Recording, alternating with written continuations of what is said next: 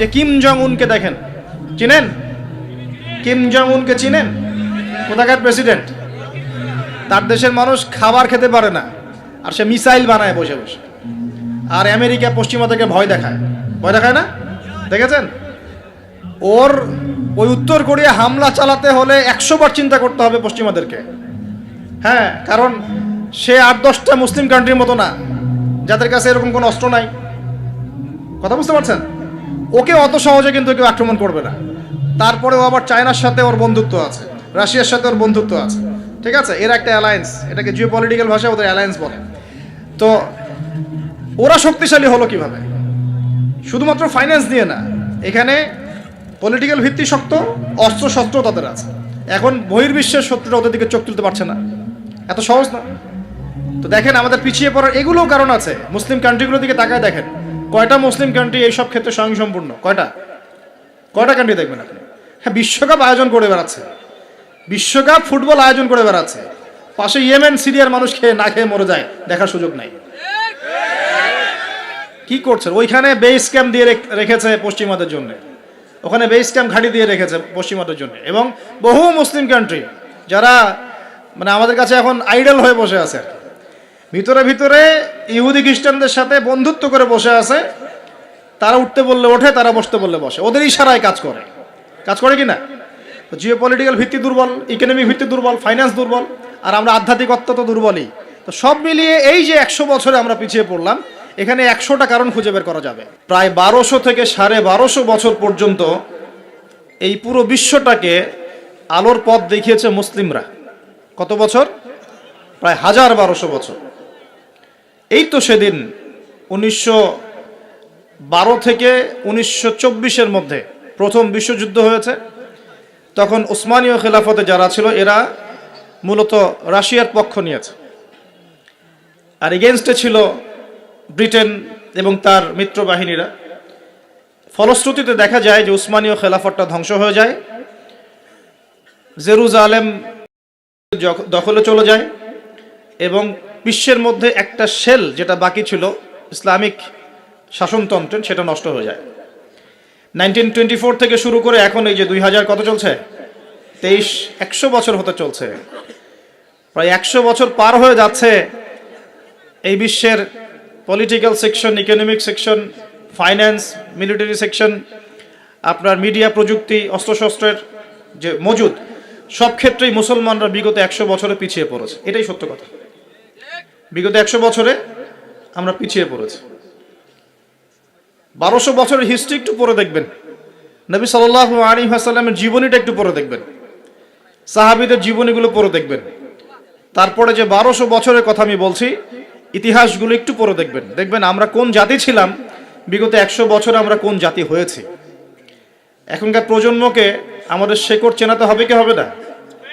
ওই 1200 বছরের ইতিহাস আমরা ভুলে গেলাম। কি হলো শেষের 100 বছর?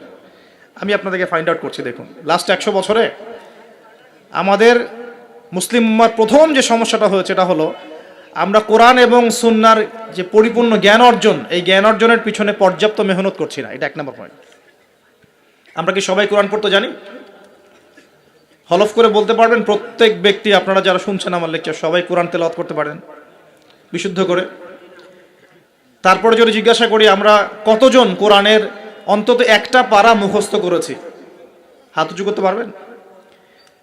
তারপর যদি প্রশ্ন করি আমাদের মধ্যে কতজন জীবনে অন্তত একটা বার আলিফ লাম মিম থেকে মিনাল জিন্নাতি ওয়ান নাস পর্যন্ত অর্থ সহ পড়েছি অন্তত একবার আল্লাহর কিতাব, হাত উঁচু করতে পারবেন?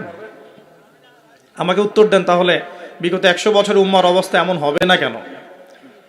আমরা কতজন ব্যক্তি 5 ওয়াক্ত নামাজ পড়ি? উঁচু লেভেলের কথাবার্তা বলে আসলে লাভ নাই মাহফিলগুলোতে। আমি এটা শিখেছি মাহফিলে এসে। প্রথম দিকে আমি খুব হাই থটের কিছু লেকচার দিতাম ওয়ার্ল্ড অ্যাফেয়ার্স নিয়ে।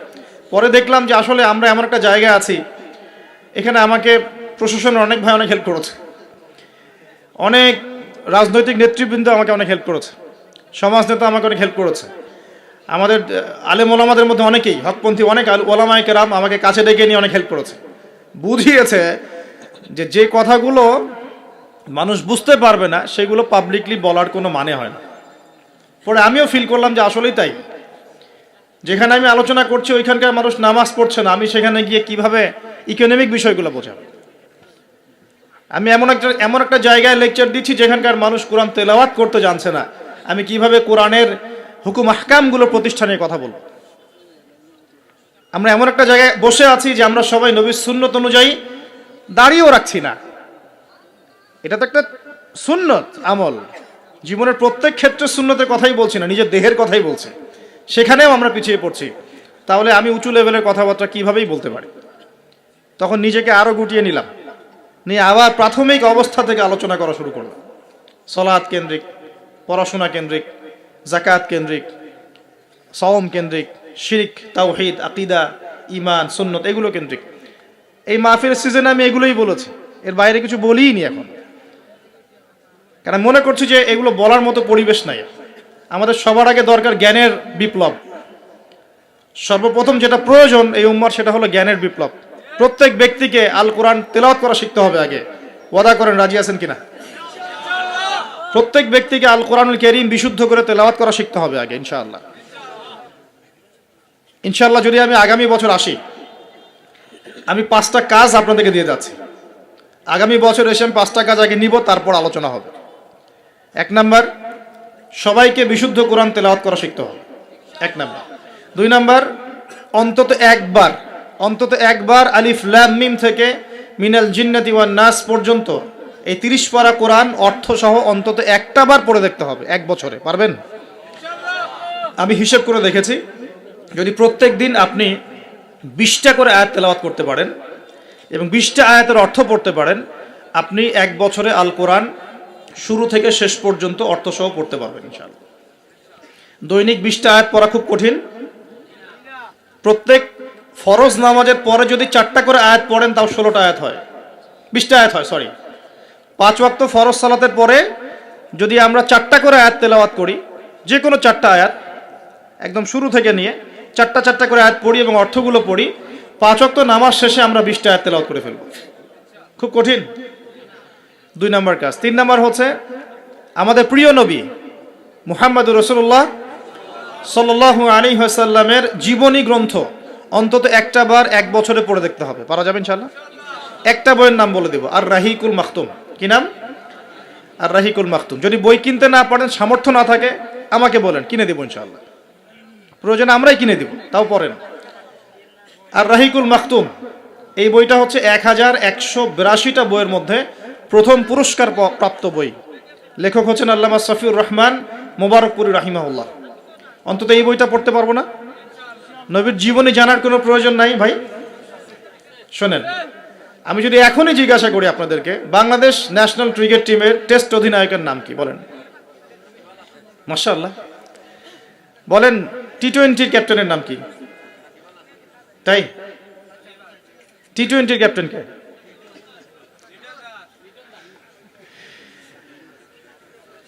ওডিআই ক্যাপ্টেন কে? আর্জেন্টিনার 3 জন প্লেয়ারের নাম বলতে পারবেন? ব্রাজিলের 5 জন প্লেয়ারের নাম বলতে পারবেন? বাংলাদেশের ফিল্ম ইন্ডাস্ট্রির 10 জন নায়কের নাম বলতে পারবেন?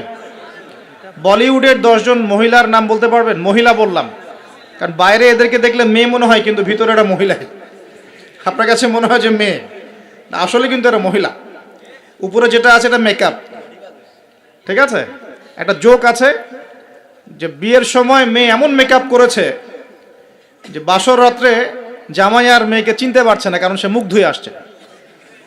সে মনে করছে যে কাকে বিয়ে করলাম। তো এখানে সব প্রসঙ্গ এসেই গেছে, একটা কথা বলেই দেই, যারা বিবাহ করেন নাই এখনো, দিনদার মেয়ে ছাড়া বিয়ে করতে যায় না। যে মেয়ের মধ্যে দিনদারিতা আছে, নামাজ কালাম ঠিক মতো পড়ে, পর্দা ঠিক মতো করে, ইসলামের প্রতি মহব্বত আছে, ঠিক আছে, এই ধরনের মেয়েকে বিয়ে করেন, ইনশাল্লাহ সুখী হবেন। যদি অন্য কিছু সার্চ করেন, হ্যাঁ, দিনদারিতা থাকার পরে যদি আপনার মধ্যে সৌন্দর্য থাকে, বংশ ভালো হয়, অর্থ সম্পদ থাকে, আলহামদুলিল্লাহ, কোনো সমস্যা নেই, কিন্তু দিনদারিতা টপ প্রায়োরিটি পাবে। তো যে প্রসঙ্গে কথাটা বললাম, আমাদের তরুণ প্রজন্মকে যদি আপনি এই প্রশ্নগুলো করেন, তারা কিন্তু উত্তর দিতে পারে। কিন্তু এখন যদি আমি জিজ্ঞাসা করি যে জান্নাতের সুসংবাদ পেয়েছেন এই দুনিয়ার 10 জন সাহাবী, জীবদ্দশাতেই, বেঁচে থাকতেই জান্নাতের সার্টিফিকেট পেয়ে গেছেন এমন 10 জন সাহাবীর নাম বলুন, পারবেন কি কেউ? কজন পারবেন? আমি যদি বলি 4 খলিফার জন্ম মৃত্যু বলেন, পারবেন কি? আপনি হানাফি মাযহাব অনুসরণ করেন না? ইমাম আবু হানিফা রাহিমাহুল্লাহর আসল নাম কি বলেন দেখি? কতজন পারলেন দেখলেন? তার জন্ম কত হিজরি, মৃত্যু কত হিজরি বলতে পারবেন? 80 হিজরি জন্ম, মৃত্যু 150, একজন বলতে পেরেছে। দেখেন, বেসিক ঈমান ভঙ্গের কারণ কয়টা জানেন? ঈমান ভঙ্গের 10টা কারণ আছে, কে বলতে পারবে? আচ্ছা, ঈমান কঠিন হলো, ওযু ভঙ্গের কারণ কয়টা, কে বলতে পারবে? ফরজ গোসলের নিয়ম কানুন। তো বেসিক কিছু প্রশ্নের উত্তর কিন্তু আমরা বলতে পারি না। আল কোরআনে আল্লাহ পাক কতজন নবী রাসূলের কথা বলেছেন? কতজন? 25 জন। কোরআনে কতগুলো সূরা আছে? আল কোরআনে আয়াত সংখ্যা কত? একদম ভুল, 6236। তো শুনুন, এই যে বেসিক প্রশ্ন, কমন জিনিসগুলো যারা আমরা জানি না, অথচ আমরা মাশাআল্লাহ বলিউড, হলিউড, খেলাধুলার জগৎ সব একাকার করে ফেলেছি। বলেন, এই তরুণ প্রজন্মকে দিয়ে কি ইসলামের বিজয় হবে কিনা? কি মনে হয় আপনাদের? বিগত 100 বছরে আমরা কি করেছি এই জায়গাটা একটু দেখেন। প্রথমত, আমরা দিনের বেসিক যে পড়াশোনার জ্ঞান অর্জন, এই জ্ঞান অর্জন থেকে আমরা মোটামুটি পিছিয়ে যাচ্ছি। আমরা মনে করছি যে এগুলো আলেম ওলামাদেরই কাজ, দায়ীদের, বক্তাদের, তাদেরই কাজ দিনকে নিয়ে ফিকির করা, আমাদের কোনো দায়িত্ব নাই। এটা কি ঠিক হবে? এই দিন কি আমাদের সবার না? বাংলাদেশ একটা রাষ্ট্র, বাংলাদেশ রাষ্ট্রটা কি শুধু পলিটিশিয়ানদের দ্বারাই টিকে থাকে? এখানে সাধারণ জনগণ আছে, পুলিশ প্রশাসন আছে, যুবক যুবতী আছে, শিশুরা আছে, বিভিন্ন অর্থনৈতিক সেক্টরে মানুষ আছে, ফাইন্যান্সের ক্ষেত্রে মানুষ আছে, মিলস, ইন্ডাস্ট্রিজ, ফ্যাক্টরিজ আছে, অনেক কিছু আছে। সব কিছু মিলেই কি একটা জাতি না? এখন যদি মনে একটা অংশের মানুষ দায়িত্ব ছেড়ে দেয়, শুধু প্রশাসন বলে যে আমরা দায়িত্ব পালন করব না, আপনারা বোঝেন, তাহলে এই পুরো দেশের সিস্টেমটা কলাপস করবে না? শুধু ব্যাংকিং সিস্টেমের মানুষরা যদি বলে আমরা আর ব্যাংক ট্যাঙ্ক চালাবো না, আপনারা চালান, যা করেন করেন, এই দেশের ইকোনমিক সেকশনটা কলাপস করবে না? যদি ব্যবসায়ীরা বলে আমরা কোনো ব্যবসা করবো না, শুধু এই যে এক্সপোর্ট ইম্পোর্ট অথবা এই যে ট্রানজ্যাকশন, মানে বাস ট্রাক যেটা আমরা বলি, শ্রমিক, মোটর শ্রমিক, তারাই যদি বলে আমরা আর গাড়ি ঘোড়া চালাবো না, জনগণ ভোগান দিতে পারবে না? একটা রাষ্ট্র বলেন, সমাজ বলেন, উম্মাহ বলেন, টিকে থাকে সবার প্রচেষ্টার উপরে। সবাই যখন যার যার জায়গা থেকে তার দায়িত্ব পালন করে, তখন সে রাষ্ট্রের বিজয় কেউ ঠেকাতে পারে? কেউ পারবে না ইনশাআল্লাহ। একই জিনিস উম্মার ক্ষেত্রেও।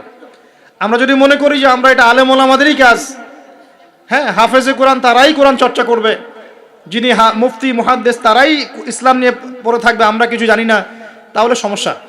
আমাদের বেসিক জ্ঞান সবাইকে অর্জন করা উচিত। রাসূল সাল্লাল্লাহু আলাইহি ওয়াসাল্লাম বলছেন, তালাবুল ইলমি ফরিদা আলা কুল্লি মুসলিম, প্রত্যেক মুসলমানের উপরে দিনের জ্ঞান অর্জন করাটা ফরজ করা হয়েছে। আমরা কি পড়াশোনা করবো ইনশাআল্লাহ? একটু বেসিক পড়াশোনা করবেন, কোরআন পড়াটা শিখুন, অন্তত পক্ষে নবী সাল্লাল্লাহু আলাইহি ওয়াসাল্লামের 40টা হাদিস মুখস্থ করেন, বেসিক কিতাবগুলো পড়েন, যেমন রিয়াদুস সালেহিন, বুলুগুল মারাম, মিশকাতুল মাসাবি, হাদিসে আরবাঈন, ফয়জুল কালাম, বেসিক বইগুলো একটু পড়ার চেষ্টা করেন। নবী সিরাতগুলো পড়েন, ইসলামের ইতিহাসগুলো পড়েন, আকীদার বইগুলো পড়েন। এরপরে আপনি কোনো মাসআলায় ঠেকে গেলে ইমাম সাহেব আছেন, আলেম আছেন, মুহাদ্দিস আছেন, মুফতিরা আছেন, তাদেরকে জিজ্ঞাসা করবেন এবং তাদের সাথে পরামর্শ না করে দিন পালন করবেন না, অবশ্যই পরামর্শ করবেন। আল্লাহ পাক তৌফিক এনায়েত করুন। কাজ দিয়ে যাচ্ছি, কোরআন তেলাওয়াত শিখতে হবে, নবীর জীবনী একবার পড়তে হবে, একবার টপ টু বটম কোরআনের অর্থ পড়বেন। আরেকটা কাজ দিব, সেটা হলো নবী সাল্লাল্লাহু আলাইহি ওয়াসাল্লামের 40 হাদিস কমপক্ষে মুখস্থ করতে হবে। পারা যাবে ইনশাআল্লাহ? 1 বছর সময় থাকলো, পারবেন তো ইনশাআল্লাহ? উম্মার পিছিয়ে পড়ার কারণ প্রথমত জ্ঞান থেকে পিছিয়ে পড়া।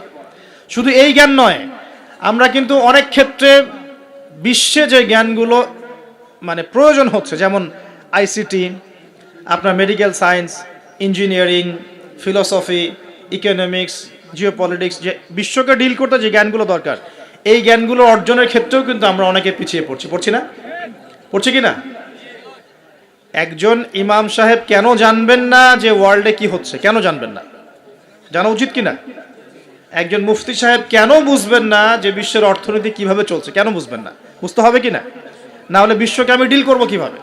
অতএব এই জেনারেল সেকশনের পড়াশোনা এটাও ফেলে দেওয়া যাবে না। আপনি কথা বুঝতে পারছেন? জেনারেল সেকশনের পড়াশোনাটাকেও ফেলে দেওয়া যাবে না, বরং এই পড়াশোনাটাকে ইসলামের সাথে কম্বাইন্ড করে আপনাকে আগামীতে চলতে হবে। পারা যাবে ইনশাল্লাহ? আল্লাহ পাক তৌফিক দিক। অনেকে ভাই দেখি নামাজ শুরু করেছেন, এখন মাদ্রাসায় ভর্তি হতে যাচ্ছেন, এদিকে আপনি অনার্স পড়া শুরু করেছেন, হ্যাঁ মাস্টার্স দিচ্ছেন, বলছেন এখন আর অনার্স মাস্টার্স ভালো লাগে না, আমি সব বাদ দিয়ে মাদ্রাসায় ভর্তি হব। সবাই কি মাদ্রাসায় পড়তে পারবে? সম্ভব? আপনি যে সাবজেক্টে পড়ছেন ওই সাবজেক্টে পড়াটা শেষ করেন, শেষ করে ওই জ্ঞানটাকে আপনি ইসলামের কল্যাণে কাজে লাগানোর চেষ্টা করেন। ইনশাআল্লাহ চলে যাচ্ছে, ইনশাআল্লাহ দেখবেন আপনার ওই জ্ঞান। দেখুন আইয়ামে জাহিলিয়াতের সেই 23 বছর পরিবর্তন হয়েছে কোরআন এবং সুন্নাহর জ্ঞানের মাধ্যমে। কিন্তু নবী সাল্লাল্লাহু আলাইহি ওয়াসাল্লাম এই কোরআন সুন্নাহর জ্ঞানকে সাহাবীদের মধ্যে ছড়িয়ে দিয়েছেন এবং তারা সেই জ্ঞানের আলোকে তাদের ব্যক্তিজীবন পরিবর্তন করেছেন, তাদের পরিবার পরিবর্তন করেছেন, তাদের আকীদা বিশ্বাস পরিবর্তন করেছেন।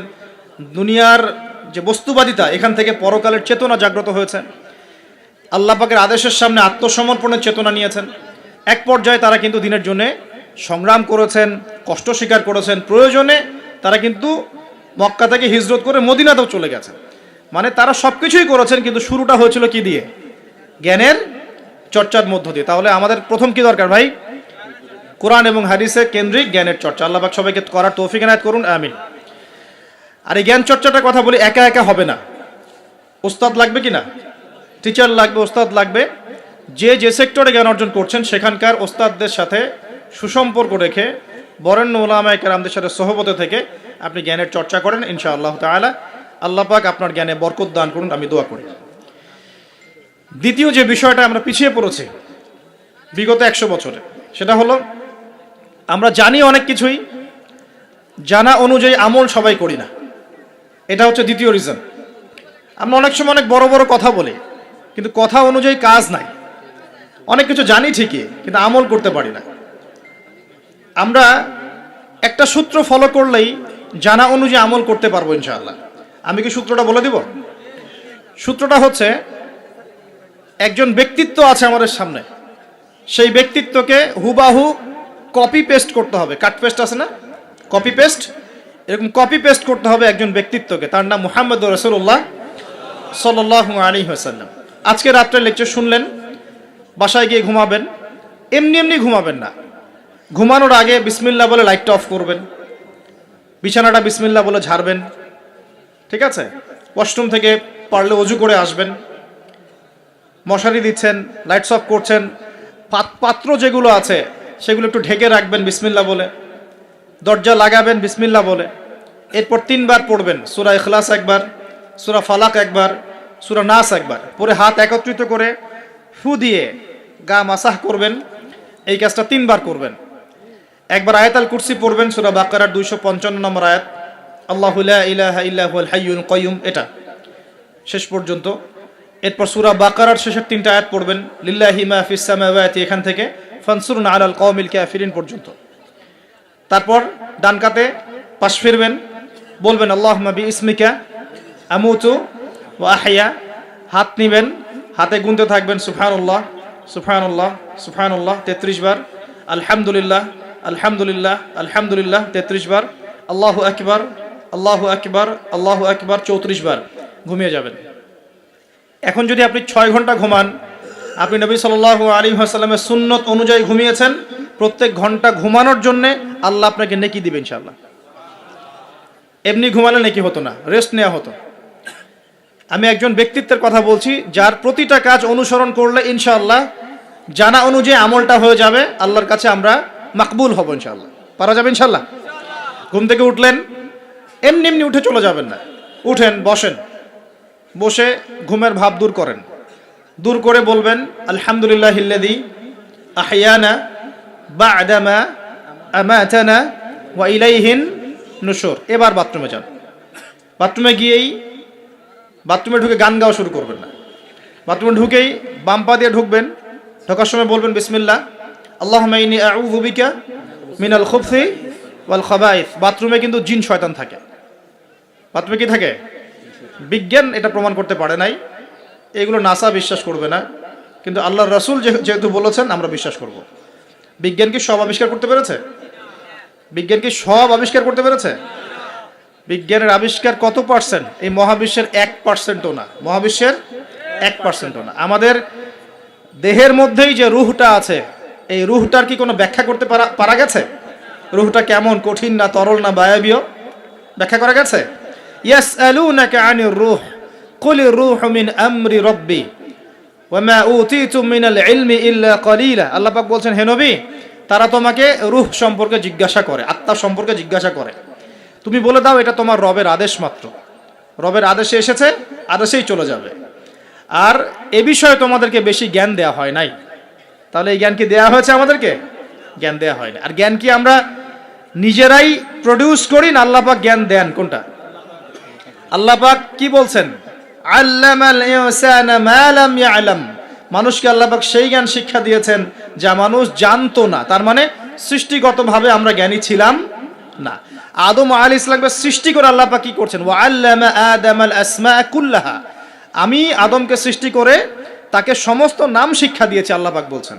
তা আদম আলাইহিস সালাম কি সৃষ্টিগতভাবে জ্ঞানী ছিলেন, নাকি আল্লাহ পাক তাকে জ্ঞানী করেছেন? কোনটা? আল্লাহ পাক জ্ঞানী করেছেন। সো জ্ঞান কার পক্ষ থেকে আসে? আল্লাহর পক্ষ থেকে। এটাই হচ্ছে ওয়াকুলিল হাক্কু মির রাব্বিকুম, হক বা সত্য জ্ঞান তোমার রবের পক্ষ থেকে আসে। ফালা তাকুনান্না মিনাল মুমতারিন, তুমি সন্দেহবাদীদের অন্তর্ভুক্ত হয়ো না, আল্লাহ পাক বলছেন। তো বাথরুমে জিন থাকে এটা বিশ্বাস করলাম তো।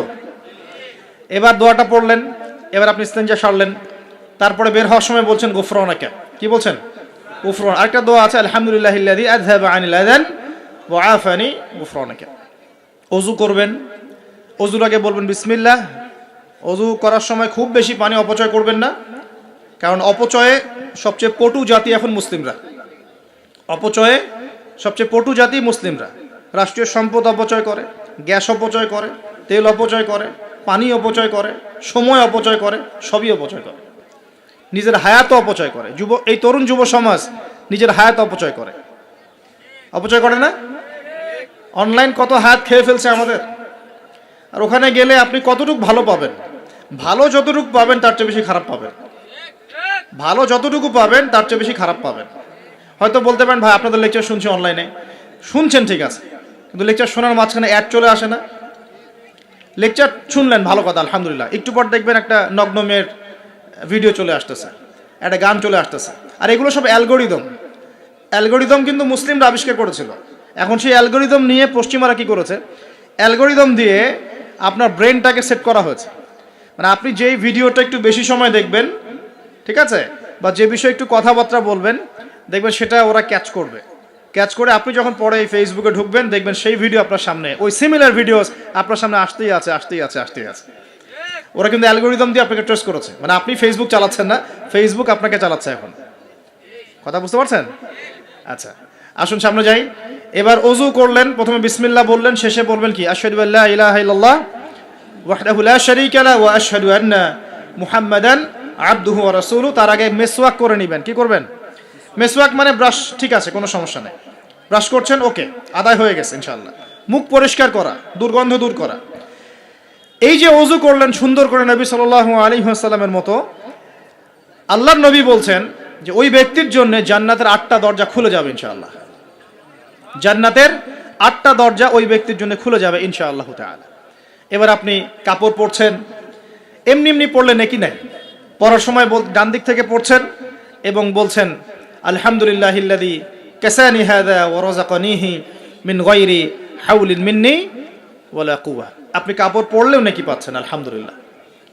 আয়না দেখছেন, ফ্রেশ হচ্ছেন, চুল আঁচড়াচ্ছেন, আপনি ডান দিক থেকে স্টার্ট করেন। এবং এখানে বলে রাখি যে বর্তমান যে চুলের কাটিংগুলো চলছে, এইসব কাটিং চলবে না। এই ডানে বামে কোনো চুল নাই, আর মাঝখানে চুল দিয়ে কি বলবো এটা, হ্যাঁ, কুজা বলে আরবি দিয়ে মনে হয় সম্ভবত। এইসব কাট চলবে না। যদি একদম ছোট করতে চান তাহলে সামন পিছন সমান হবে, আর্মি ছাট, একদম একদম সামন পিছন সমান। আর না হলে বাবরি, কাঁধ, কান, কানের লতি এই পর্যন্ত আপনি রাখতে পারেন। যার নাই তার তো প্রশ্নই নাই, যার নাই তার তো আর বলে লাভ নাই। যার আছে, নবীজি বলেছেন সাল্লাল্লাহু আলাইহি ওয়াসাল্লাম, যার চুল আছে সে যেন চুলের যত্ন নেয়। কে বলেছেন? দেখেন, ইসলাম আপনাকে চুল আঁচড়ানো শিখিয়েছে। আপনি ইসলামে কি চাচ্ছেন? ইসলাম এমন একটা দিন বা জীবন ব্যবস্থা যেখানে আপনি জীবনের প্রতিটা বিষয়ের সমাধান তো পাবেনই, ইভেন আপনি চুল কেমন করে আশ্রাবেন সেটাও ইসলাম আপনাকে শিখাবে ইনশাআল্লাহ। হায়েজ হয়েছে, নেফাস হয়েছে, হ্যাঁ, অজু ইস্তেঞ্জা করেছেন, টয়লেট করেছেন, কিভাবে পবিত্রতা অর্জন করবেন, গোসল ফরজ হয়ে গেছে কিভাবে গোসল করবেন, কিভাবে নামাজ পড়বেন, কিভাবে পরিবার চালাবেন, কেমন করে ব্যবসা করবেন, কেমন করে সমাজ চালাবেন, কোন বিষয়টা বলা বাকি আছে কোরআন এবং হাদিসে বলেন তো? একটা বিষয় দেখাতে পারবেন যেটা কোরআন এবং সুন্নায় নাই? এটাই তো প্রমাণ করে যে ইসলাম আল্লাহ রাব্বুল আলামিনের পক্ষ থেকে নাজিলকৃত সর্বশ্রেষ্ঠ এবং আসমানি গ্রন্থ, আসমানি দিন, যেটা আল্লাহ পাক জমিনবাসীর জন্য নাজিল করেছেন। কিভাবে আপনি কম্পেয়ার করবেন কোনটা সত্য কোনটা মিথ্যা? আপনি সবগুলো ধর্মগ্রন্থ নিয়ে বসে দেখেন যে প্রত্যেকটা ধর্মগ্রন্থের মধ্যে কি জীবনের প্রতিটা বিষয়ের সমাধান আছে কি না, ঘেটে দেখেন। যদি দেখেন যে না, সবগুলো ধর্মগ্রন্থ ঘেটেছি, শুধু কোরআন এবং হাদিসে পেয়েছি যেখানে প্রতিটা বিষয়ের সমাধান আছে, তাহলে নিঃসন্দেহে এটা আল্লাহ পাকের পক্ষ থেকে এসেছে, সহজ। আর যখন জেনে যাবেন এটা আল্লাহর পক্ষ থেকে এসেছে, তখন আমাদের কর্তব্য তার সামনে আত্মসমর্পণ করা।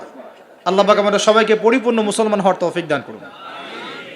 ওযু শেষ, এবার যাবেন নামাজে যাওয়ার সময় বাসা থেকে বের হচ্ছেন, আল্লাহর রাসূল শিখিয়েছেন আপনাকে বলতে হবে বিসমিল্লাহ, বিসমিল্লাহি তাওয়াক্কালতু আলাল্লাহ ওয়ালা হাওলা ওয়ালা কুওয়াতা ইল্লা বিল্লাহ। বের হলেন, আপনার সাথে একজন ফেরেশতা থাকবেন ইনশাআল্লাহ, শয়তান দূরে চলে যাবে ইনশাআল্লাহ।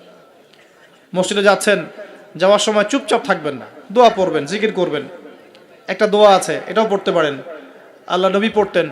তিনি বলতেন আল্লাহুম্মা ইজআল ফি কলবি নূরা, হে আল্লাহ আমার কলবে নূর দাও, ওয়া ফি লিসানি নূরা, আমার লিসান বা জিহবায় জবানে তুমি নূর দাও, ওয়া ফি সামঈ নূরা, আমার শ্রবণ ইন্দ্রিয়তে নূর দাও, আলো দাও, ঠিক আছে। ওয়া ফি বাসরি নূরা, আমার দৃষ্টি শক্তির মধ্যে নূর বা আলো দাও, ওয়া আন ইয়ামিনি নূরান, আমার ডান দিকে আলো দাও, ওয়া আন শিমালি নূরান, আমার বাম দিকে আলো দাও, হ্যাঁ, ওয়া মিন খালফি নূরান ওয়া মিন তাহতি নূরা, আমার উপরে নিচে তুমি নূর দাও। আল্লাহুম্মা ইজআল ফি নাফসি নূরা, আল্লাহ আমার নফসের মধ্যেই তুমি নূর বা আলো দাও। এরকম দোয়া আছে, আরো অনেক শব্দে আসছে, এটা ছোটটা বললাম, এটা বড় ভার্সনও আছে, এই দোয়াটা অনেক বড়, তো এই দোয়াটাও পড়তে পারেন। নূর বা আলো কার পক্ষ থেকে আসে?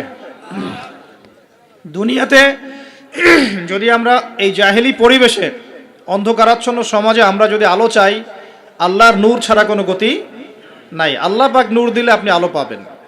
আল্লাহ পাক খিদর আলাইহিস সালামকে নূর দিয়েছিলেন না? নৌকা কেন ফুটা করছেন মানুষ বুঝতে পারছে না, খিদর আলাইহিস সালাম বুঝতে পারছেন ফুটা না করলে সমস্যা আছে, জলদস্যু নিয়ে যাবে। মনে আছে গল্পটা? কোন সূরায়? কোন সূরা? সূরা কাহফ। বাচ্চাকে কেন হত্যা করলেন মানুষ বুঝতে পারছে না, মুসা আলাইহিস সালামও বুঝতে পারছেন না। খিদর আলাইহিস সালাম বলছেন এই বাচ্চাকে হত্যা না করলে বড় হয়ে বড় কাফের হতো, আর পুরো বাবা মাকেও পর্যন্ত কাফের বানাতো। দেয়ালটা কেন নির্মাণ করলেন মুসা আলাইহিস সালাম বুঝতে পারছেন না। খিদর আলাইহিস সালাম বলছেন এই দেয়াল নির্মাণ না করলে এর নিচে এতিম দুই বাচ্চা রেখে যাওয়া বাবা মার সম্পত্তি ছিল, মানুষরা নিয়ে চলে যেত, এই কারণে করেছে। তো যা সবাই বুঝবে না, যা সবাই দেখবে না, যা সবাই উপলব্ধি করতে পারবে না, আপনি যদি সেটা দেখতে চান, শুনতে চান, উপলব্ধি করতে চান, তাহলে আল্লাহর নূর লাগবে। কি লাগবে? আর আল্লাহ পাকের নূর এমনি এমনি আসবে না। আগে ফরজিয়াতের উপর আমল করতে হবে, নফল আমল বাড়াতে হবে, সুন্নতের উপর পাবন থাকতে হবে, মনের মধ্যে রোগ দূর করতে হবে। মনে অহংকার রাখলে নূর আসবে না, মনে হিংসা বিদ্বেষ রাখলে নূর আসবে না, সারাদিন গীবত তহমত সমালোচনা গালিগালাজ করলে নূর আসবে না, হারাম খেলে নূর আসবে না। এক কথায় তাসকিয়া বা আত্মশুদ্ধি অর্জন না করতে পারলে নূর আসবে না। আর আল্লাহ নূরওয়ালা মানুষদের কাছে গেলে ইনশাআল্লাহ নূর আসবে। এরকম মানুষ তো খুঁজে পাওয়া এখন মুশকিল না? আমরা মোটামুটি সবাই দিন দিন কেমন জানি বস্তুবাদী হয়ে যাচ্ছে। বস্তুবাদী মানে দুনিয়ার ফিকিরটা বেশি, দুনিয়া ঠিক রেখে তারপর পরকাল করতে চাই, তাই না ভাই? আল্লাহ পাক আমাদেরকে বোঝার তৌফিক দেখ যে এই দুনিয়ার জীবনটা সংক্ষিপ্ত এবং চিরস্থায়ী নয়। আমাদের প্রতিটা কাজ পরকালীন স্বার্থে করা উচিত। আল্লাহ পাক বোঝার তৌফিক দান করুন। নামাজ পড়তে যাবেন, এবার নামাজের মধ্যে চেষ্টা করবেন আজান এবং একামত এর মাঝখানে বেশি বেশি দোয়া করার জন্য। নবীজি বলেছেন আজান একামতের মাঝখানে দোয়াগুলো আল্লাহ পাক ফেরত দেন না। আজান একামতের মাঝখানে যে কোনো দোয়া করবেন ইনশাআল্লাহ আল্লাহ পাক কবুল করবেন, যদি আপনার রিজিকটা হালাল হয়। আল্লাহ পাক তৌফিক দান করুন, আমিন। তারপরে নামাজে দাঁড়ালেন, একামত হয়ে গেছে। এখন কি নামাজ কি আমরা 4 মিনিটে 4 রাকাত নামাজ শেষ করে দিব? আমরা কি 3G 4G 5G নামাজ পড়বো, নাকি নবী সাল্লাল্লাহু আলাইহি ওয়াসাল্লামের মতো ধীর স্থিরভাবে নামাজ পড়বো? কোনটা? আর নামাজের যে কিছু মাসআলা আছে, এই মাসআলা ইখতিলাফি মাসআলাগুলো কি নিয়েই কি আমরা পড়ে থাকবো, নাকি নামাজের ভিতরে যে প্রাণ, আধ্যাত্মিকত্ব, ইহসান, মারিফত, এগুলোর ফিকির করবো? কোনটা বলেন? হাত কোথায় বাঁধবো, হ্যাঁ, পায়ে পা লাগাবো কি লাগাবো না, আমিন জোরে বলবো না আস্তে বলবো, আর কি রফুল ইয়াদান করবো কিনা, ব্যাস এই তো আমাদের মাসআলা নাকি? এইগুলো নিয়েই তো আমরা মোটামুটি মসজিদ তো ভাগ করেছি মাশাআল্লাহ অনেক, নাকি? এবং সেগুলোকে আমরা মনে করি যে আমরা জিহাদ করেছি সমাজের মধ্যে। হ্যাঁ, উম্মার ঐক্য নষ্ট হয়ে গেছে। উম্মার ঐক্য কি হয়েছে? নষ্ট হয়ে গেছে। এভাবে আস্তে আস্তে উম্মার ঐক্য নষ্ট করা হয়েছে। আর উম্মার ঐক্য যে নষ্ট হোক, এটা কারা চাইবে? ইসলামের বন্ধুরা না শত্রুরা? আমরা সবাই মিলে যদি এই পুরো বাঙালি জাতি এবং আমার উম্মা যারা আছি মুসলিম, আমরা সবাই ঐক্যবদ্ধ থাকি, আমাদেরকে কি হারানো খুব সহজ, নাকি বিভক্ত হয়ে গেলে সহজ? তো বিভক্ত হয়ে যায়, এটা কারা চাইবে? নিঃসন্দেহে ইসলামের দুশমনরাই চাইবে। তো আমরা বিভক্ত হয়ে যাচ্ছি কারণে অকারণে। তো দেখুন, নামাজের মূল জিনিসটা কি? আল্লাহকে পাওয়া। নামাজে দাঁড়িয়েছি, নামাজে কতটুকু মনোযোগ থাকে, কি পড়ি বুঝি কিনা, সূরা ফাতিহার অর্থ বুঝি কিনা, সেজদায় আল্লাহকে পাই কিনা, আমি দোয়া করলে আমার চোখ দিয়ে পানি ঝরে কিনা, তেলাওয়াত বুঝি কিনা, রুকু ধীরস্থিরভাবে করি কিনা, সেজদা ধীরস্থিরভাবে করি কিনা, নামাজে কি আমি চুরি করি, এগুলো খেয়াল রাখতে হবে। স্থিরতা থাকবে। অনেকে দেখি নামাজে রুকু করেন, রুকু থেকে মাথা না তুলেই টাপাস করে সেজদায় চলে যান, করেন কিনা? এটা নামাজ চুরি করা। এই নামাজ আল্লাহর কাছে কবুল হয় না। একটা হাদিসে আসছে, বহু নামাজি আছে যাদের নামাজ শেষ হওয়ার পরে নামাজটাকে নিয়ে তাদের মুখের উপর নিক্ষেপ করে দেওয়া হয়। বলেন নাউজুবিল্লাহ। আমরা কি এমন নামাজি হতে চাই? নবী সাল্লাল্লাহু আলাইহি ওয়াসাল্লাম নামাজে দাঁড়াতেন, দুনিয়া ভুলে যেতেন, দুনিয়ার ফিকির থাকতো না কোনো, পা ফুলে যেত, তিনি টেরই পাচ্ছেন না। একটা হাদিসে আসছে, নবী সাল্লাল্লাহু আলাইহি ওয়াসাল্লাম এক রাকাতের মধ্যে প্রায় 4.5 পারা কোরআন তেলাওয়াত করেছেন। আমরা তো এতটুকু পারবো না, আমরা জানি, কিন্তু অন্তত পক্ষে 10টা আয়াত যদি পড়ি, একটা সূরাও যদি পড়ি, এটাকে ধীর স্থিরভাবে পড়া যাবে কিনা? যাবে না? একটু অর্থটা বুঝে পড়া যায় না? আমরা যখন ফাতিহা সানার পর সূরা ফাতিহা স্টার্ট করে আমরা বলি আলহামদুলিল্লাহি রাব্বিল আলামিন, আল্লাহ পাক উত্তর প্রদান করেন, বলেন হামিদানি আব্দি। আমরা বলি আর রহমানির রহিম, আল্লাহ পাক বলেন ইসনা আলাইয়া আব্দি। আমরা বলি মালিকি ইয়াউমিদ্দিন, আমরা বলি যখন, আল্লাহ পাক তার উত্তর দেন, বলেন মাজ্জাদানি আব্দি। আমরা বলি ইয়াকা না'বুদু ওয়া ইয়াকা নাস্তাঈন, আল্লাহ পাক বলেন হাযা বাইনি ওয়া বাইনা আব্দি। আমরা দোয়া করি, বলি ইহদিনাস সিরাতাল মুস্তাকিম সিরাতাল্লাযীনা আন'আমতা আলাইহিম গায়রিল মাগদুবি আলাইহিম ওয়ালাদ-দাল্লিন। এরপর আল্লাহ পাক বলেন ওয়ালি আব্দি মা সাআলা, আমার বান্দা যে পথ চেয়েছে আমি তাকে তা দিলাম আলহামদুলিল্লাহ। এই যে নামাজে আল্লাহর সাথে আমরা মোনাজাত করি, মোনাজাত মানে আল্লাহর সাথে চুপে চুপে কথা বলা। মোনাজাত মানে কি? শুধু এটাকেই মোনাজাত বলে না, মোনাজাত মানে আল্লাহর সাথে চুপে চুপে কথা বলা। আমরা আল্লাহর সাথে ফিস ফিস করে এভাবে নামাজে কথা বলি, কতজন ফিল করি? প্রিয় ভাইরা, নামাজ পড়বো ধীর স্থির ভাবে। ওয়ামা খালাকতুল জিন্না ওয়াল ইনসা ইল্লা লিয়াবুদুন, আল্লাহ পাক বলছেন আমি মানুষ আর জিন জাতিকে শুধুমাত্র আমার ইবাদত করার জন্যই সৃষ্টি করেছি। সো এত তাড়াহুড়ার কিছু নাই। নামাজ পড়তেই দুনিয়া আসছি, আল্লাহর হুকুম আহকাম পালন করতেই দুনিয়া আসছি। একটু হোক না, দোকানটা 5টা মিনিট পরেই না হয় খুললেন, ঠিক আছে, ক্ষেত খামারে 5টা মিনিট পরেই না হয় গেলেন, কি এমন হয়ে যাবে? ফরজ নামাজটা অন্তত পক্ষে ধীর স্থির ভাবে পড়েন। বাসায় গিয়ে আপনি সুন্নত পড়তে পারেন, কোনো সমস্যা নেই। নফল নামাজ আপনি ইচ্ছা মতো পড়েন, আল্লাহ পাক তৌফিক দান করুন। নামাজ শেষ হয়ে আমরা কি উঠে চলে আসব, নাকি একটু সুন্নত আছে? নামাজ শেষ করার পর আরো সুন্নত আছে। নামাজ শেষ করার পরে একবার বলতে হয় আল্লাহু আকবার, তারপর 3 বার বলতে হয় আস্তাগফিরুল্লাহ আস্তাগফিরুল্লাহ আস্তাগফিরুল্লাহ। একবার বলতে হয় আল্লাহুম্মা আনতাস সালাম ওয়া মিনকাস সালাম তাবারাকতা ইয়া যাল জালালি ওয়াল ইকরাম। আরো বলতে হয় আল্লাহুম্মা আইন্নি আলা যিকরিকা ওয়া শুকরিকা ওয়া হুসনি ইবাদাতিকা। এগুলো পড়তে হবে না?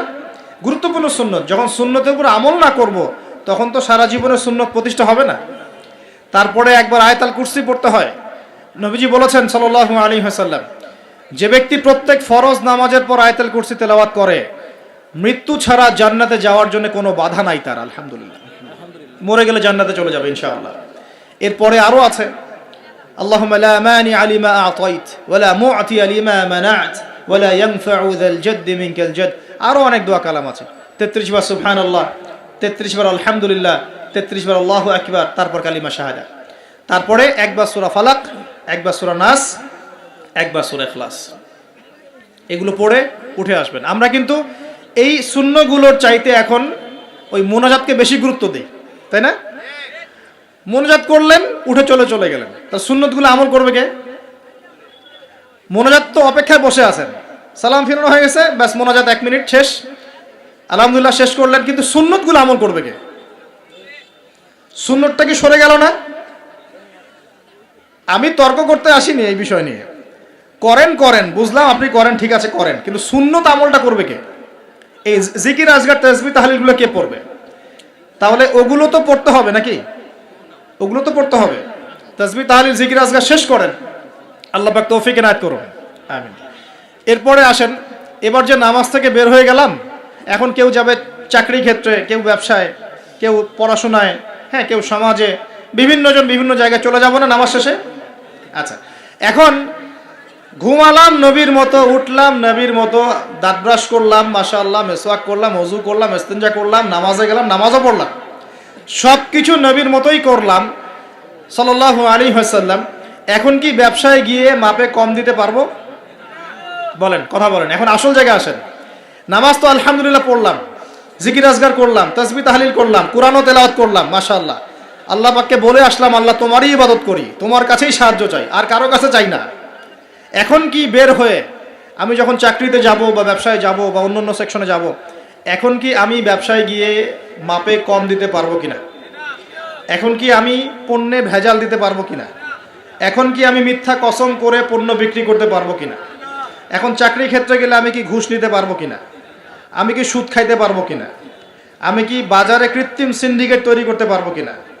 বাজারে একটা রেট চলছে, আমরা পলিসি করে দামটাকে মজুত করে বাড়াই দিলাম, মানুষকে একটা ভোগান্তিতে ফেললাম, পারবো কিনা? এখানে গিয়ে আমানতের খেয়ানত করতে পারবো কিনা? দায়িত্ব অবহেলা করতে পারবো কিনা? এখানে গিয়ে আমি দুনিয়ার সামান্য স্বার্থে পরকাল বিসর্জন দিতে পারবো কিনা? পারবো? যদি পারি, তাহলে আমরা শুধু নামাজে মুসলিম হয়েছি, জীবনের সব ক্ষেত্রে এখনো মুসলিম হতে পারি নাই। আর যদি আমরা জীবনের সব ক্ষেত্রে মুসলমান হতে পারি, তাহলে ইসলামের বিজয় আসবে ইনশাআল্লাহ। আমার কথা কি বোঝা যাচ্ছে না কঠিন হচ্ছে? এখন পরিবারে আসলাম, তো পরিবারটা ইসলামী আদর্শে করবো না? আমার বাচ্চা কাচ্চা ইসলাম শিখবে না? আমাদের বাসার মেয়েরা মায়েরা পর্দা করবে না? আমার বাসায় তালিম থাকবে না? নাকি অপসংস্কৃতি থাকবে? নামাজ পড়ে এসেই রিমোটটা নিয়ে বসে যাব এই বেহায়া সিরিয়াল দেখার জন্যে, নাকি মোবাইল ফোনে ঢুকে যাব পর্নোগ্রাফি দেখার জন্যে? নামাজ পড়ে বের হয়ে কি সিগারেট ধরাবো? বন্ধুদের পাল্লায় বসে মাদকের আসরে বসবো? নাকি মেয়ের পিছনে ঘুরবো? নামাজ তো পড়লাম, এখন কি হবে? প্রিয় ভাইয়েরা, যদি আমরা প্রকৃত অর্থেই মন থেকে নামাজ আদায় করতে পারি, নামাজ যদি কবুল হয়, আল্লাহ রসুল বলছেন নামাজ মানুষকে পাপাচার থেকে দূরে রাখে। আল্লাহ পাকও বলছেন ইন্না সালাত তানহা আনিল ফাহশাই ওয়াল মুনকার, নিশ্চয়ই নামাজ মানুষকে সমস্ত পাপাচার থেকে দূরে রাখবে ইনশাআল্লাহ। তার মানে যদি বিশুদ্ধ করে নামাজ পড়তে পারি, আমার পক্ষে সহজ হবে পরিবারটা ইসলামিকভাবে গড়া, আমার পক্ষে সহজ হবে ব্যবসা বাণিজ্য ইসলাম মেনে চলা, চাকরিতে ইসলাম মেনে চলা। সমাজের দায়িত্ব যদি পাই, এখানে কি আমি ন্যায় বিচার করব না অন্যায় করব? জুলুম করব না ইনসাফ প্রতিষ্ঠা করব? খেয়ানত করব না আমানতদারিতা বজায় রাখবো? আল্লাহ পাক তৌফিক এনায়েত করুন, যেন জীবনের প্রতিটা ক্ষেত্রে আমরা ইসলাম ফলো করতে পারি। আমরা পিছিয়ে পড়েছি সুন্নতের অবহেলার কারণে, জ্ঞানের চর্চা ছেড়ে দেওয়ার কারণে, জানা অনুযায়ী আমল না করার কারণে, এবং ইসলাম জীবনের সমস্ত ক্ষেত্রে বাস্তবায়ন না করার কারণে। আমি কি বোঝাতে পারছি ভাই? আরও পিছিয়ে পড়েছি হারাম রিজিক খাওয়ার পিছনে। হারাম রিজিক খেয়েছি, দোয়া কবুল হচ্ছে না, পিছিয়ে পড়ছি আমরা। আমরা পিছিয়ে পড়েছি আমাদের মা বোনদের পর্দার গাফেলতির কারণে। আপনি যদি কোনো সমাজকে ধ্বংস করতে চান, তাহলে ওই সমাজের মধ্যে বেহায়া মেয়েদেরকে, নগ্ন মেয়েদেরকে ছড়িয়ে দেন। যদি আপনি কোনো সমাজকে ধ্বংস করতে চান, যুব সমাজের মধ্যে মাদক ছড়িয়ে দেন। আপনি যদি কোনো সমাজকে ধ্বংস করতে চান, তাহলে সমাজের নেতৃত্ব প্রদানকারী মানুষদেরকে করাপ্টেড বানিয়ে দেন, সমাজ ধ্বংস হয়ে যাবে। আমরা কিন্তু দিন দিন এই কাজগুলো করেছি। আমাদের যুব সমাজের মধ্যে মাদক ছড়িয়ে গেছে না, মেয়েদের মধ্যে বেপরদামি ছড়িয়ে গেছে না। এই তো কয়দিন আগে দেখলেন না, ফ্রি মিক্সিং নিয়ে যে এতদিন ধরে কথা বলে আসছি, দেখলেন না টিচার কি করলো মেয়েদের সাথে? আপনি মেয়েকে পড়াচ্ছেন একজন পুরুষ টিচারকে দিয়ে। 10টা মেয়ে পড়ছে একটা ব্যাচে প্রাইভেট করে, একটা পুরুষ টিচার পড়াচ্ছে। 2 দিন পর ঘটনা ঘটে যাচ্ছে, হচ্ছে না? আমরা এই ফ্রি মিক্সিং মানে নারী পুরুষের অবাধ মেলামেশার ফলে সমাজটা ধ্বংস করে ফেলছে। মেয়েদের একটা ফাংশন আছে, মেয়েদের ফাংশন মেয়েদের ক্ষেত্রে, ছেলেদের ফাংশন ছেলেদের ক্ষেত্রে। একে যখন আপনি মিশ্রিত করে দিবেন, এরকম দুর্ঘটনা ঘটবে, প্রতিনিয়তই ঘটবে, কেউ ঠেকাতে পারবে না। নসিহত করে কি হবে? কারণ নসিহত করে তো সব হচ্ছে না। যাদের হাতে এই ক্ষমতাগুলো আছে, তারা যদি সমাজের মধ্যে ফ্রি মিক্সিংটাকে রোধ করতে পারেন, সমাজের মধ্যে ইনশাল্লাহ দেখবেন একটা সাম্য আসবে, ব্যালেন্স আসবে, এবং ছেলে মেয়েদের মধ্যে এই অবাধ মেলামেশা কমে যাবে ইনশাআল্লাহ। অবাধ মেলামেশার ফলে জেনা বেড়েছে, ধর্ষণ বেড়েছে, পরকীয়া বেড়েছে, আর অনেক কিছু হয়েছে। একটা বাচ্চা মেয়ে পর্যন্ত এখন সেফ হচ্ছে না, বাচ্চা মেয়েকে পর্যন্ত মানুষ ধর্ষণ করে দিচ্ছে না? আমরা আমাদের ছেলে মেয়েদের জন্য কোন পরিবেশ সমাজ রেখে যাচ্ছি ভাবতে হবে তো। আল্লাহ পাক আমাদেরকে বোঝার তৌফিক দান করুন। আমাদের মা বোনদেরকে পর্দায় রাখতে হবে। প্রিয় ভাইয়েরা, এটার থেকে গাফেলতির কারণে আমরা পিছিয়ে পড়েছি। আরও পড়েছি ওই যে বললাম দায়িত্বহীনতা, মানে আমরা মনে করি দিনের দায়িত্ব শুধু আলেম ওলামাদের। এই দায়িত্বহীনতার কারণে আমরা সবাই দিনের ক্ষেত্রে আস্তে আস্তে আস্তে অনেকটা পিছিয়ে আসছি। আরও আছে কারণ হচ্ছে ইসলামের ভিতরে, ইসলামের লেবাজে পোশাকে অনেক মুনাফিক ঘোরাফেরা করছে, এরাও ইসলামকে পিছিয়ে দিচ্ছে। আর ইসলামের প্রকাশ্য শত্রু যারা সারা বিশ্ব থেকে মুসলিমদের নাম নিশান মিটিয়ে ফেলতে চায়, এরা বিভিন্ন এজেন্ডা মুসলিম সমাজে বাস্তবায়ন করছে। এই সমাজে এই এজেন্ডাগুলোর কারণেও মুসলমানরা আজকে পিছিয়ে পড়ছে। আরও কারণ আছে, অর্থনৈতিকভাবে ইসলামিক ভিত্তি আমাদের স্ট্রং হচ্ছে না, আমাদের সুদের সাথে আপোষ করতে হচ্ছে, এই কারণে আমরা পিছিয়ে পড়ছি। আরও ব্যাপার আছে, একটা জাতি উন্নত হয় কিভাবে? ওই যে কিম জং উনকে দেখেন, চিনেন? কিম জং উনকে চিনেন? কোথাকার প্রেসিডেন্ট। তার দেশের মানুষ খাবার খেতে পারে না, আর সে মিসাইল বানায় বসে বসে। আর আমেরিকা পশ্চিমা থেকে ভয় দেখায় না? দেখেছেন? ওর ওই উত্তর কোরিয়া হামলা চালাতে হলে 100 বার চিন্তা করতে হবে পশ্চিমাদেরকে। হ্যাঁ, কারণ সে 8-10টা মুসলিম কান্ট্রির মতো না, যাদের কাছে এরকম কোনো অস্ত্র নাই। কথা বুঝতে পারছেন? ওকে অত সহজে কিন্তু কেউ আক্রমণ করবে না। তারপরেও আবার চায়নার সাথে ওর বন্ধুত্ব আছে, রাশিয়ার সাথে ওর বন্ধুত্ব আছে, ঠিক আছে? এর একটা অ্যালায়েন্স, এটাকে জিও পলিটিক্যাল ভাষায় ওদের অ্যালায়েন্স বলে। তো ওরা শক্তিশালী হলো কিভাবে? শুধুমাত্র ফাইন্যান্স দিয়ে না, এখানে পলিটিক্যাল ভিত্তি শক্ত, অস্ত্র শস্ত্র তাদের আছে। এখন বহির্বিশ্বের শত্রুরা ওদের দিকে চোখ তুলতে পারছে না, এত সহজ না। তো দেখেন আমাদের পিছিয়ে পড়ার এগুলোও কারণ আছে। মুসলিম কান্ট্রিগুলোর দিকে তাকায় দেখেন, কয়টা মুসলিম কান্ট্রি এইসব ক্ষেত্রে স্বয়ংসম্পূর্ণ? কয়টা কান্ট্রি দেখবেন আপনি? হ্যাঁ, বিশ্বকাপ আয়োজন করে বেড়াচ্ছে, বিশ্বকাপ ফুটবল আয়োজন করে বেড়াচ্ছে, পাশে ইয়েমেন সিরিয়ার মানুষ না খেয়ে মরে যায়, দেখার সুযোগ নাই। কি করছে? ওইখানে বেস ক্যাম্প দিয়ে রেখেছে পশ্চিমাদের জন্য, ওখানে বেস ক্যাম্প ঘাঁটি দিয়ে রেখেছে পশ্চিমাদের জন্য। এবং বহু মুসলিম কান্ট্রি যারা মানে আমাদের কাছে এখন আইডল হয়ে বসে আছে, ভিতরে ইহুদি খ্রিস্টানদের সাথে বন্ধুত্ব করে বসে আছে। তারা উঠতে বললে ওঠে, তারা বসতে বললে বসে, ওদের ইশারায় কাজ করে কি না? তো জিও পলিটিক্যাল ভিত্তি দুর্বল, ইকোনমিক ভিত্তি দুর্বল, ফাইন্যান্স দুর্বল, আর আমরা আধ্যাত্মিকত্ব তো দুর্বলই।